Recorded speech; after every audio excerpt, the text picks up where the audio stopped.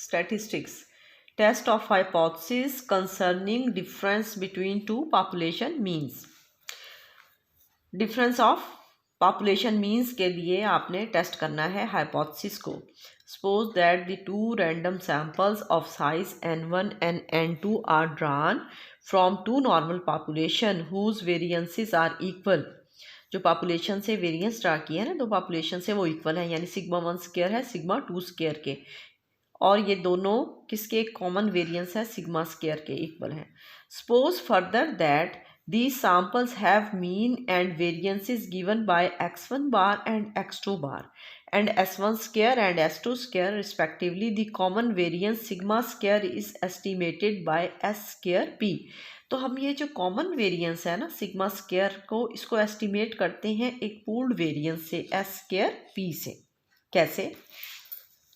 S square p is equal to n1 minus 1 s1 square plus n2 minus 1 s2 square divided by n1 plus n2 minus 2 और equal to या किसके बराबर होता है ये, और ये होता है summation x1 i minus x1 bar square plus summation x2 i minus x2 bar square divided by n1 plus n2 minus 2. या ये किसके बराबर होगा, s square p 1 by n1 plus n2 minus 2 summation x1 square minus summation x1 square by n1 plus summation x2 square minus summation x2 whole square by n2 के बराबर होता है. ठीक है, या ये इसके बराबर होगा स्क्वायर पी, या इसके बराबर, या इसके. और ये सारा का सारा ये कोई ऐसी नई चीज़ नहीं है. जब मैंने आपको कॉन्फिडेंस इंटरवल करवाया था डिफरेंस ऑफ मीन के लिए, स्मॉल सैंपल के लिए, उसमें ये हम सारा कर चुके हैं. When the null hypothesis h not μ1 is equal to μ2 that the two sample come from the same population is true, then the statistic t given by statistic t क्या होती है, x1 bar minus x2 bar divided by sp under root 1 by n1 plus 1 by n2 और has student's t distribution with nu degree of freedom. Degree of freedom कितनी हो जाएगी, n1 plus n2 minus 2 degree of freedom होगी. To test the hypothesis about difference between two population mean when population variances are unknown and sample sizes are small. जब हम test करते हैं difference of mean population mean से मुतालिक hypothesis को, जब हमारे पास population variance क्या होंगे, अननोन होंगे. सिग्मा 1 और सिग्मा 2 हमें नहीं पता होगा कितना है, और सैम्पल साइज भी छोटा होगा. The procedure is the same as in case of in case of a single mean. Procedure वैसा ही होगा. एग्जाम्पल देखिए, two random sample of size n1 is equal to 11 और n2 is equal to 14 are drawn from two different normal population. Sample statistics from two samples are x1 bar given है 75, x2 बार given है 70, और आपको क्या given है, summation x1 i minus x1 bar square 372.1 and summation x2 i minus x2 bar is equal to 365.34. ये आपको given है.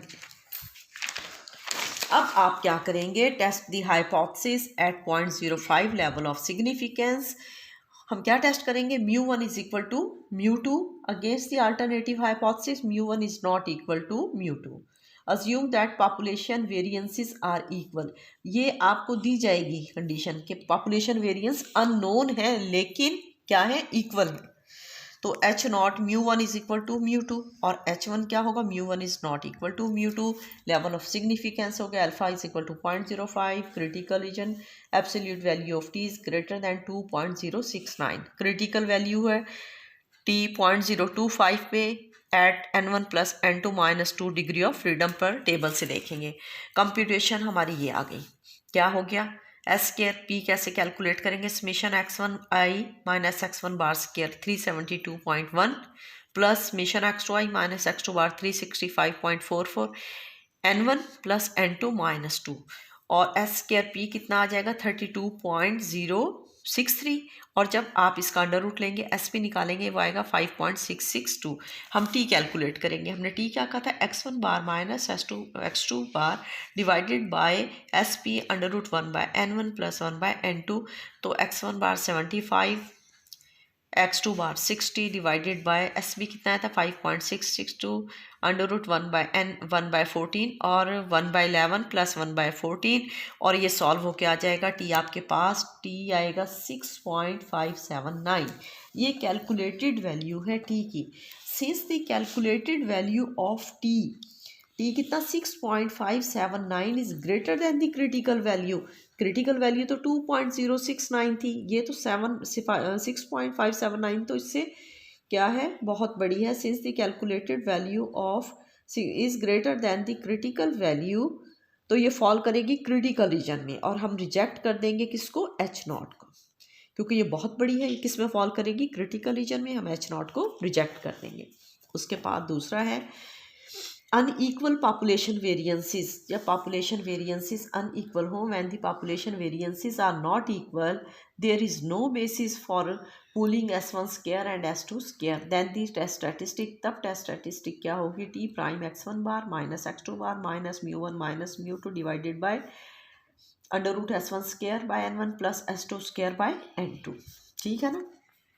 Critical value जो है t prime for an alpha level of significance and a two-sided test is approximately क्या होगी t prime alpha by 2 w1 t1 plus w2 t2 divided by w1 plus w2। क्या है where w1 क्या होगा s1 square by n1, w2 क्या होगा s2 square by n2, t1 क्या है t alpha by 2 for n1 minus 1 degree of freedom के लिए, t2 t alpha by 2 for n2 minus 1 degree of freedom.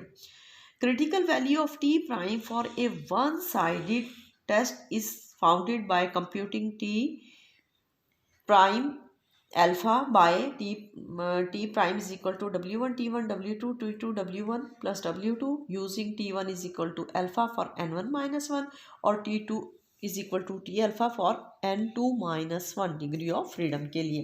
Example है two machines are used in making of steel rings from machine 2 gave the following result x1 bar is equal to 1.051, x2 बार कितना है x1 बार इन machine से हमारे पास कितना आ रहा है 1.051, x2 बार कितना आ रहा है 1.36, s1 square 0.000441, s2 square 0.000225। Test the hypothesis that machine 1 is producing ring with a larger inside diameter than machine 2। Machine 1 जो है ना उसका में उससे जो प्रोडक्शन आ रही है रिंग्स उसका इनसाइड डायमीटर बड़ा है मशीन 2 से जो आ रहे हैं रिंग्स उसकी निस्बत। Assume that the diameter are approximately normally distributed and sigma 1 square is equal to sigma 2 square.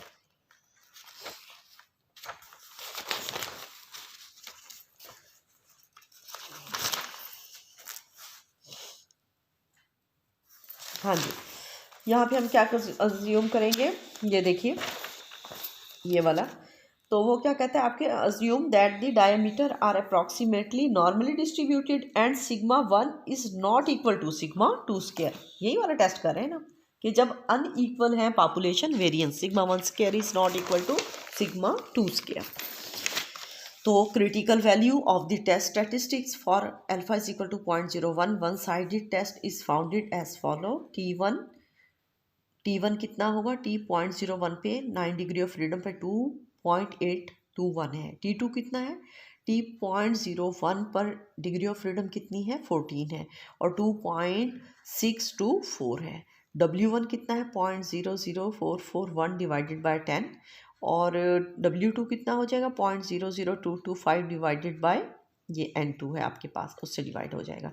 t prime निकाल लेंगे 0.0004412.821 प्लस 0.0000152.624 और डिवाइडेड बाय 0.0004441.000015। ये कितना कैलकुलेट होकर t प्राइम आ जाएगा 2.771। अब हमने टेस्ट स्टैटिस्टिक्स जो है वो सैम्पल डाटा से कैलकुलेट करनी है t आपके पास, और ये कितना आ जाएगा, ये आपके पास आ जाएगा टी प्राइम होगा आपके पास कितना 1.015 plus 1.036 divided by under 0.00441 by 10 plus 0.000 225/15 ये 1.95. Conclusion. Since the calculated value 1.95 is less than the critical value 2.771, so it does not fall in the critical region. We do not reject H0 on the basis of this test. ये देखिए critical value थी 2.771 और calculated value है ये 1.95.